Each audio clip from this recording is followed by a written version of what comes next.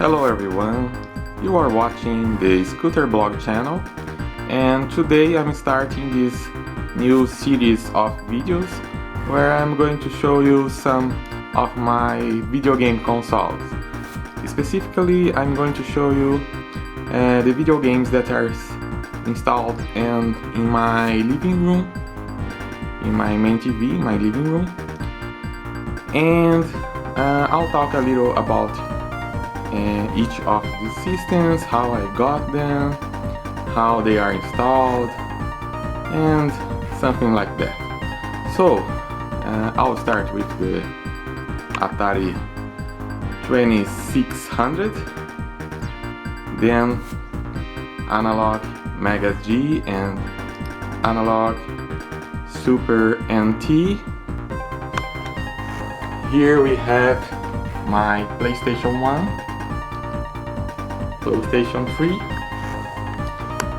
PlayStation 4 Pro, and here we have, and in this other side I have my Nintendo Switch. They are all covered in those dust covers to avoid dust, of course. And there is also my Framemeister here and my OSSC here. So let's start with the Atari 2600. Let's take a closer look at it. First, let's take out this cover, and here it is.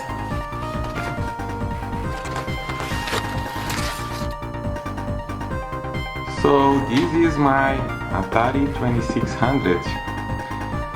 Atari 2600 was my first video game console. My parents gave me one in the Christmas of 1987. So it's one of my favorite systems until today. And the Atari 2600 that I had when I was a kid isn't this one, unfortunately. That one was sold a long time ago, on the 90s. The system I had when I was a kid is exactly like this one. It looks the same. The only difference is on the internals. The Atari 2600 that I had when I was a kid was a Polyvox model. Back on the 8s here in Brazil, we had a lot of Atari 2600 clones. Most of them were not licensed. They were unlicensed clones. But the Polyvox one was was licensed by Atari. Actually, in the beginning they would just import the Atari systems and just make a minor modification in it, so they would work on our TV systems. Here in Brazil we use the PAL-M system, which is exclusive from Brazil. It's the only country that uses this TV system. In spite of its name, PAL-M is actually much closer to NTSC than it is to the European PAL. Both the systems share the same frequency, which is 60 Hz, while the European PAL has a frequency of 50 Hz. Both systems have 525 lines, while European PAL has 625 lines. So PAL-M and NTSC are really close to each other. But the difference is in the color subcarrier. They encode the color information differently. So when you connect an NTSC console to a PAL-M TV, it will show an image but it would be black and white.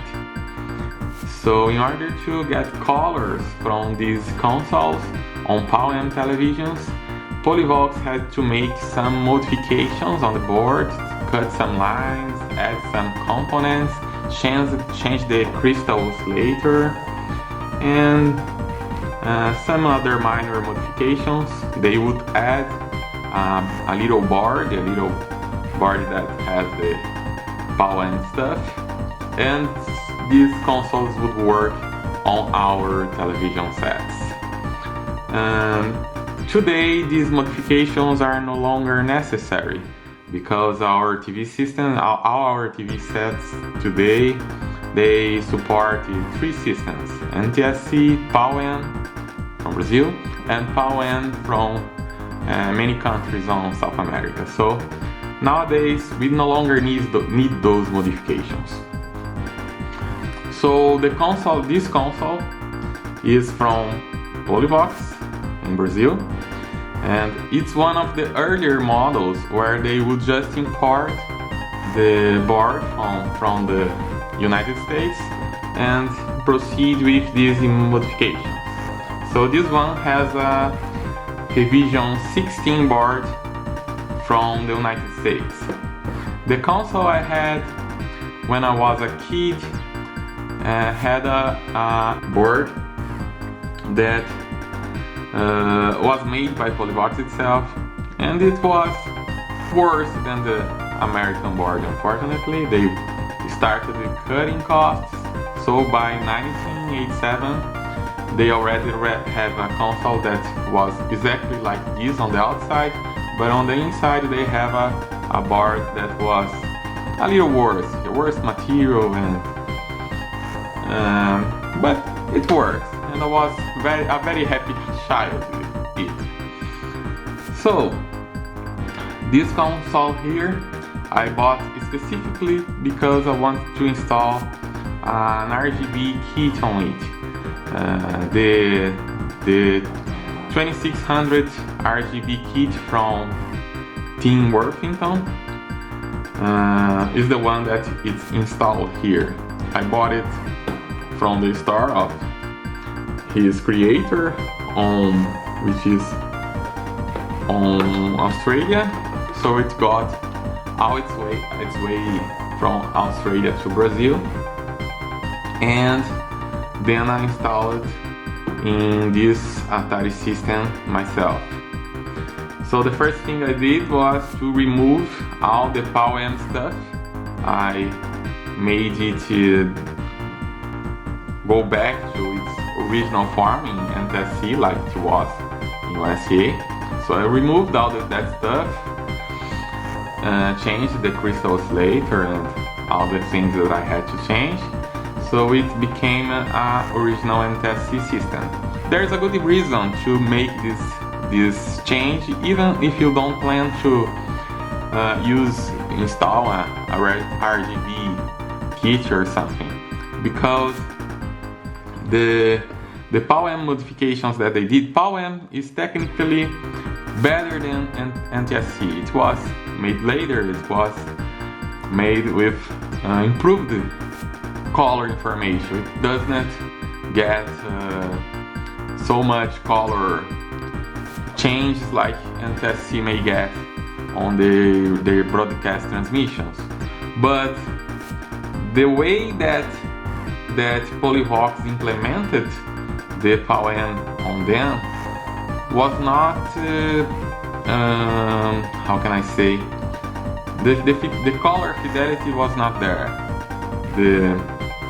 The colors on a PAL-M Atari aren't the same that the colors on an NTSC system. They just look wrong.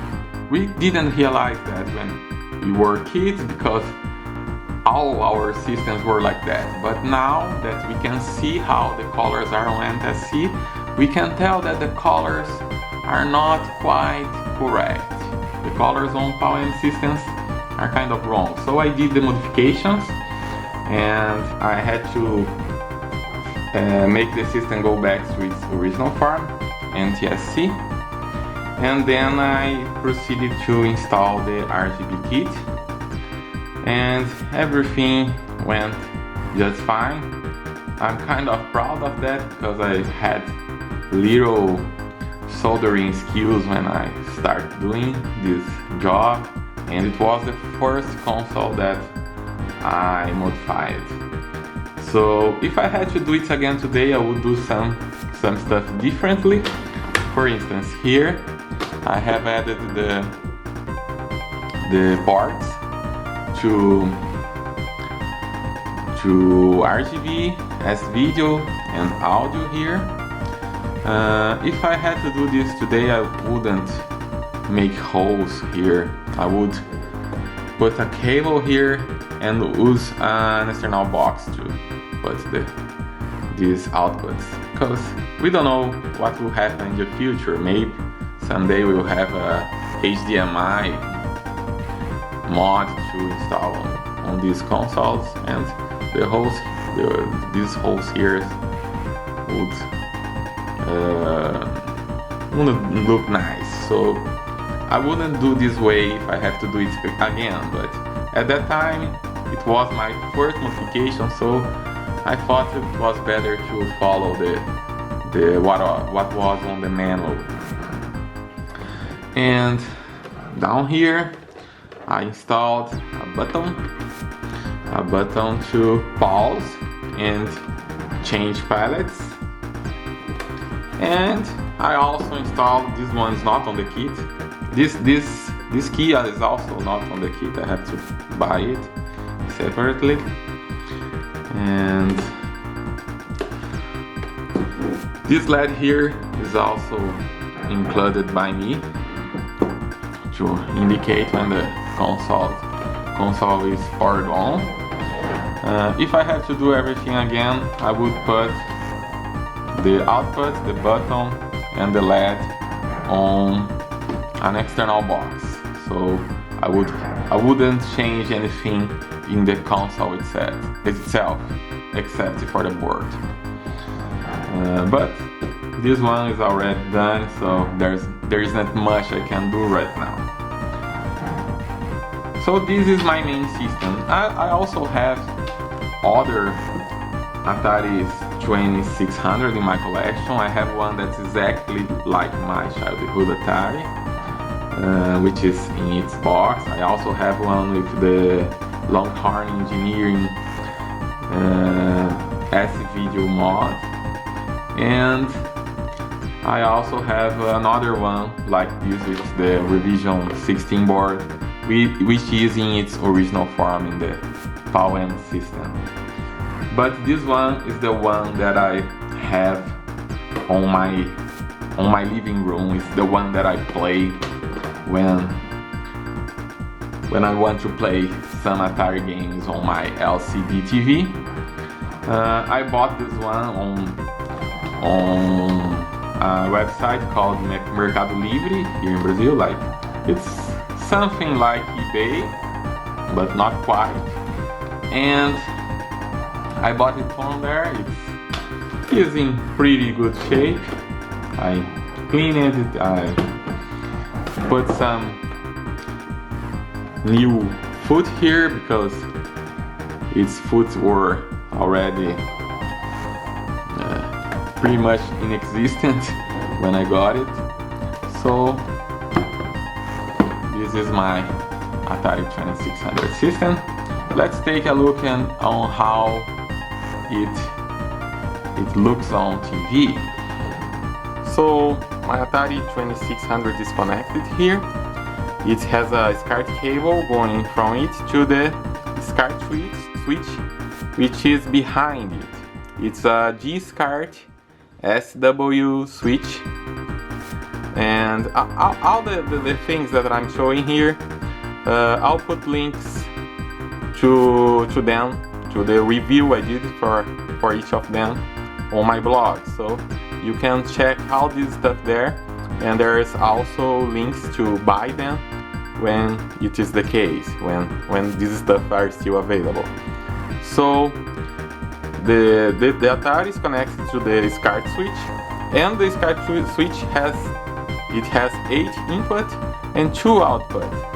One of the outputs are connected to this Framemeister here. The Framemeister I use so I can record when I play my gameplay, and I can also stream them live to YouTube. But I don't use the Framemeister signal to play.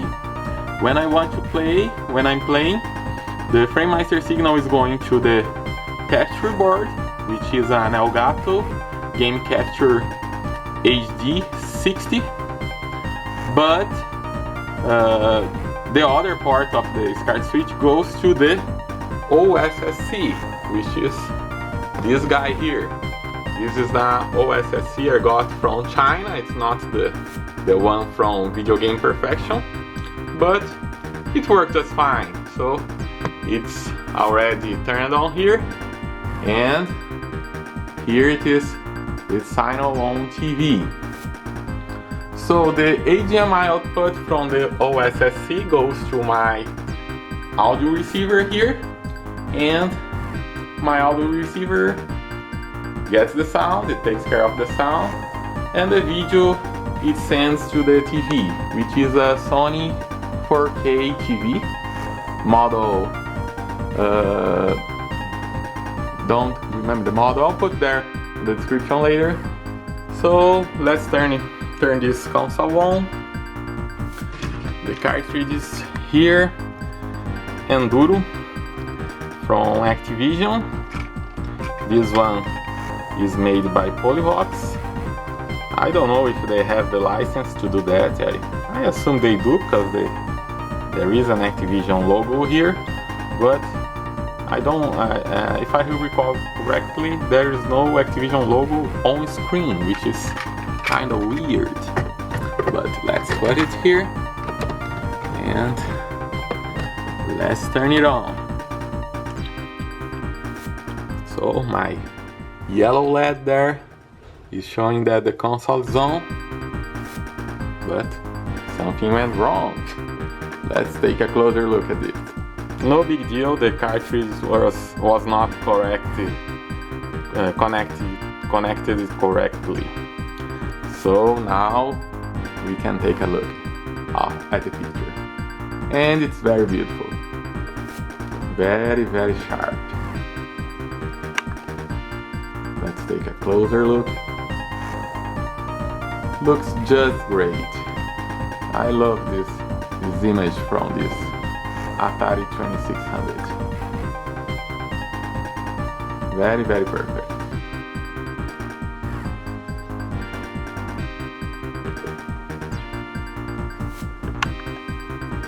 Sharp edges. I understand that not everyone like this. Some people prefer the old experience on a CRT television. I also have a CRT television, an old one, which I used to. I use when I want to have a really retro game session. There's also an Atari 2600 there, so I can play there too. But this is the one that I usually use when I want to play Atari 2600. So here on OSSC you can see that the video specification, and again the console working here.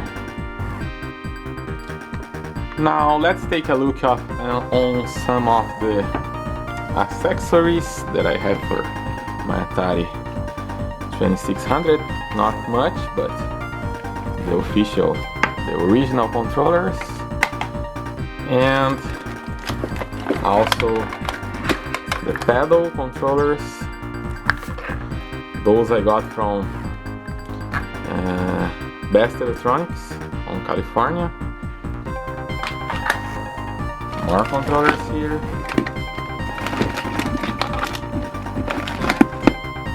Also the official controller. Keyboard standers, these are important if you wanna sit away from the television. you better have some extension cords like this. Here is a new controller from Best Electronics that have the improved handle here, silicone handle. I think the original looks nicer, but they claim that this one will last much longer, so I believe them. There is also this attachment here. This attachment you can put on the top of your original controller here to get a more arcade feel. I don't use it that much. It was given to me when I was a kid, so I kept it. Now let's take a look at the cartridge. When I was a kid, I had a bunch of them, but unfortunately I sold them over time. I traded most of them on cartridges of other newer consoles that I had, like Master System, and so there are only a few left. So these are the cartridges that I left from when I was a kid. I was very careful, so this box is in good shape. It's not missing any part. It just needs some glue to take it together. Here the cartridge itself is in very good shape. This one is a CCE cartridge. In Brazil we call it CCE. I don't think they are licensed. I think these are also not licensed cartridges, but it's a company it's big here, so. But it was very common at the time that this stuff were unlicensed. We had market reserve, some market reserve laws at the time that would theoretically they would work as an incentive for the national companies, but in practice they would just copy the work of other companies. Here are the instructions in Portuguese. So this is complete.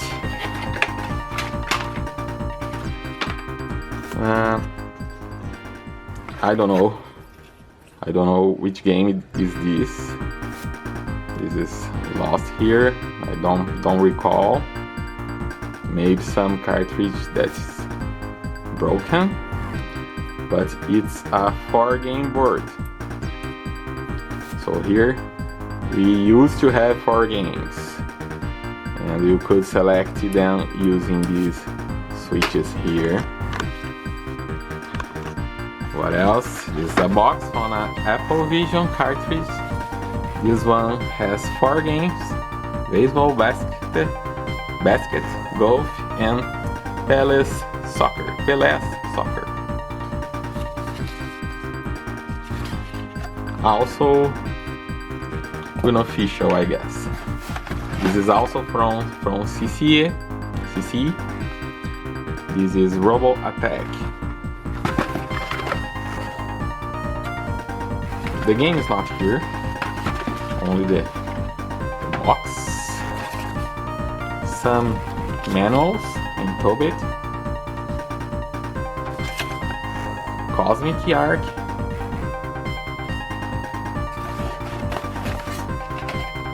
Duck Fighting,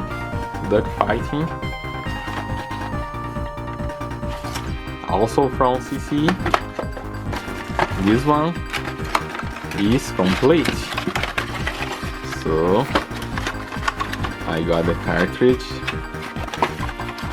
It's difficult to do everything with one hand, but here it is, Duck Fighting. I think this is actually a PAL game because it wouldn't work on the TV I had at that time. It would work on the old TV that has a button to adjust the frequency, but not on newer TVs. But it works on this Atari here. Mr. Postman, also from CC. And here, another Doctor cartridge. Doctor was also not licensed. This cartridge here has 4 games in it. Ursinho Esperto, which I think it is Mr. Postman, if I recall correctly. Tron, Pinball and Volley. So the switch is here to select the game you want. This was also produced here in Brazil, and most likely it was also not licensed. And finally this one, also from Doctor. The cartridge is here, very good shape too. It has Counter Attack, Damas, which is checkers, Star Master, and Frogger. 4 switches here, 2 switches to select the 4 games. Very good too. And tank. This one wasn't mine. I guess I got this from someone else. So that's it. It's not all my games here, but only those I had since I was a kid. I was putting everything back together. I found this manual for the Ursinho Esperto, Tron, Pinball and Volleyball. Not a long manual with all the history and everything, but the basics are here. Last but not least, I have the Harmony cartridge. This cartridge allows me to put all the games I want on this SD card, and I can select them from a menu in the game, and from there I can play any game I want. So it's much cheaper than buying all the cartridges that I would like, as they are becoming rarer and rarer each day. So that's it. That's my Atari. I hope you liked this video. I hope you enjoy it.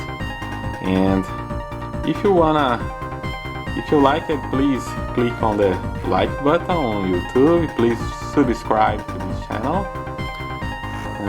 I'll do the chapter of this video with the other consoles here, if there is enough interest. So please let me know. Leave your comments.